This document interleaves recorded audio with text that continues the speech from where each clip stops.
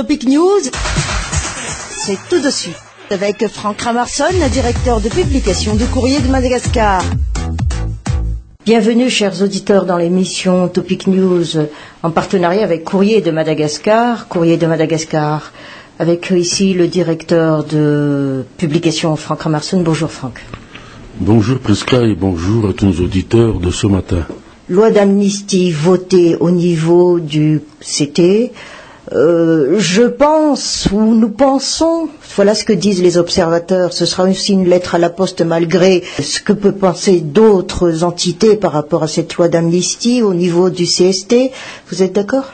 Oui, il y a eu cette tentative de la mouvance Ravalman d'apporter des amendements. Les amendements sont-elles justifiés ? Bon, c'est là que peut-être qu'il y a peut-être un débat à faire concernant donc cette loi d'amnistie. Mais quoi qu'il arrive, la mouvance Ravalman est minoritaire dans cette assemblée, que ce soit à l'Assemblée nationale, donc au Congrès de la transition, ou au Sénat, donc au Conseil supérieur de la transition. Tout débat, toute gesticulation de la mouvance Ravalman ne seront que vaines, puisque dès qu'il y a un vote, ils seront donc...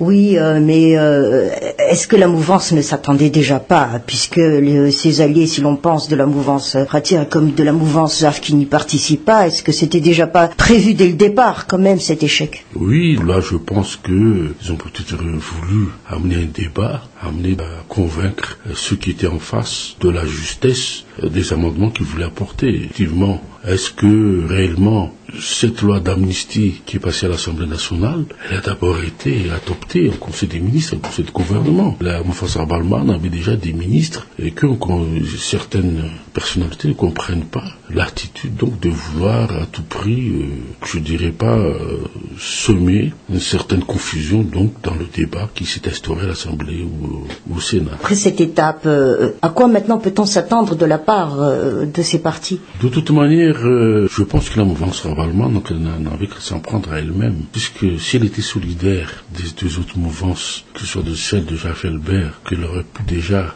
amener tactiquement à ce qu'il y ait un unilatéralisme de la part donc du processus, il n'y aurait pas donc autant de débats, autant de polémiques maintenant concernant donc toutes ces décisions, toutes ces lois qui sont votées dans ces institutions. Elle s'est piégée elle-même, ou bien est-ce que c'est quand même une autre forme de cinéma politique pour simplement, je dirais, convaincre Marc Ravalman qu'il ne pouvait rien face au rouleau compresseur qui est en face d'elle.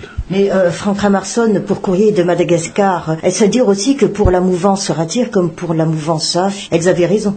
Oui, de toute manière, la mouvance ZAF avait déjà dit qu'elle était contre le processus actuel. Elle se retirait, elle ne nommait pas des personnalités au sein du Parlement et du CENI. Il en est de même de la mouvance Ratir qui n'a pas voulu dès le départ signer cette feuille de route. Et là, il y a ce qu'on appelle, je dirais, une gifle pour la mouvance Ravalman, qui voulait quand même aujourd'hui dire moi je pars, demain je reste, mais en fin de compte, c'est maintenant là que l'on va voir si elle est logique avec elle-même, c'est-à-dire il faut qu'elle se retire du processus pour qu'il y ait une nouvelle donne dans cette résolution de crise. Un autre point, Franck Ramarson, par rapport au rôle et à la mission de la CENIT, les politiciens ne voient pas vraiment de même yeux le rôle et la mission de la CENIT, tout compte fait, hein. Un autre débat. Oui, c'est un autre débat que je ne comprends pas, puisque c'est à la CENIT de déterminer, je dirais, le calendrier électoral.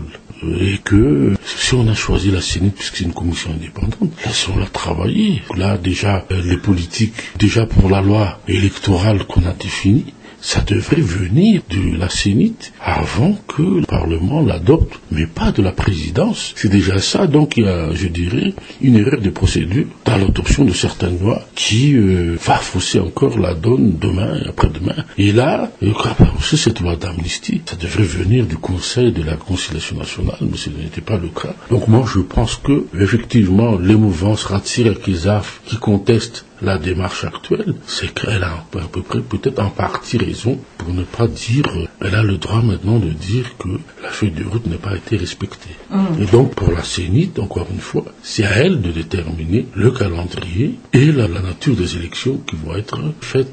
Je ne pense pas que ce soit cette année, puisque d'après la représentante du PNUD, il faudrait d'abord qu'il y ait des discussions avec les experts des Nations Unies, et après on verra donc la suite. Je pense que comme on a toujours dit, ce sera fait pendant le premier trimestre de l'année prochaine. Alors pour Courrier de Madagascar, ce ne sont que des gesticulations encore de la part des politiques. C'est un faux débat, quoi. C'est un faux débat parce que voilà ce que c'est. Quand on ne comprend pas quelque chose qu'on signe et qu'on ignore ce que c'est les termes et les articles, les politiciens malgaches sont encore une fois, comme je l'ai toujours dit, en dessous de tout. Et que maintenant, même ce débat sur l'amnistie n'avait pas lieu d'être pour dire inverser Marc Ravaloman, puisqu'il était au pouvoir. Il y a eu les événements du 26 janvier, du 7 février, mais là, personne ne veut entendre quoi que ce soit, entendre raison, comme je dis. Donc là, nous sommes dans une autre impasse et je crois que nous allons vers une autre crise.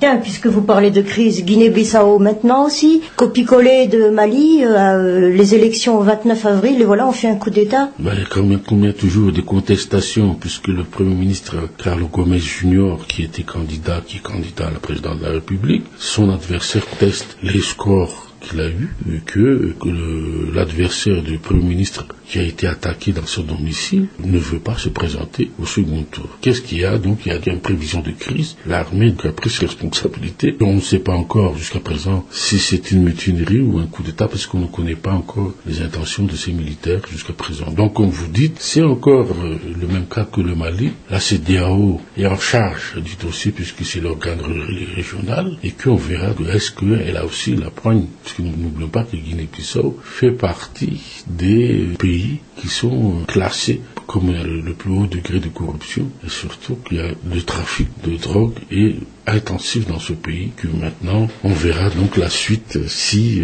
il y aura donc une évolution positive. Qui terminera sa crise avant, cas de Madagascar aussi y compris. Madagascar, je pense pas qu'on va terminer la crise avant le Mali et la Guinée-Bissau puisque nos hommes politiques n'ont pas la même suffisance intellectuelle pour pouvoir avoir un peu de patriotisme et voir les intérêts supérieurs de la nation. Écoutez Franck, je vous laisse passer un bon week-end. Oui, bon week-end et puis on verra quelle sera la suite pour nous malgaches si on pourra demain avoir une certaine éclaircie pour que la population puisse vivre tranquillement.